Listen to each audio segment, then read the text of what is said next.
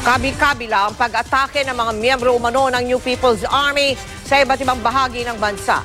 Sa tingin ng militar, yan daw ang paraan nila ng pagpapakita ng puwersa matapos makansila ang usapang pangkapayapaan.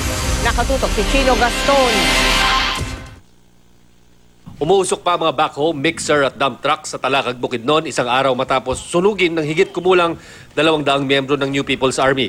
Nadatnan din ng GMA News ang ilang mga residente na kinukuha ang natitirang krudo mula sa mga fuel tank ng mga nasunog na heavy equipment.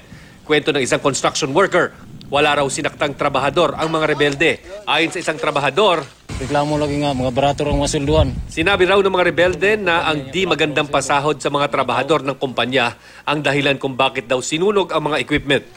Sa lugar din na ito, nagtayo ng checkpoint ang mga tauhan ng New People's Army at tiyempong naharang at nabihag ang isang pulis na papunta sa ng Cagayan de Oro City.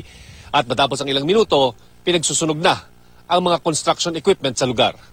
Awatong pulis gahapon diri. Nakita rin daw ng mga trabahador kung paano hinarang ng NPA sa checkpoint si PO2 Jerome Natividad at saka ginapos at binitbit ito. Pero bago umalis sa mga rebelde, pinatay nila si Lito Atoy, isang residente na hinatulan ng hukbo ng kamatayan. Pinasok din daw ng mga rebelde ang mga bahay ni Atoy at kinuha ang isang M16 rifle, 2 .45 caliber pistol, bulletproof vest at mga radyo. Kinilala ng 4th Infantry Division ang NPA commander na si Kakiram ng Guerrilla Front 68 ng NPA na nanguna sa pag-atake. Hinahabol ng Special Forces Battalion ng 4th Infantry Division ang mga rebelde na hawak ngayon, si PO2 Jerome Natividad at isa pang di kilalang sibilyan. Meron tayong Special Forces Battalion na kasama po ang mga kapulisan, the conduct of pursuit operation. Ito po ay walang tigil. Sa Benguet naman may hot pursuit operations na ang Philippine Army at Philippine Air Force sa mga rebeldeng nanunog sa trucks ng Philex Mining kahapon.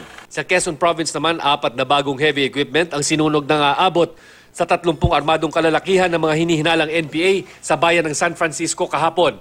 Tupok ang mga heavy equipment na ginagamit sa paggawa ng highway.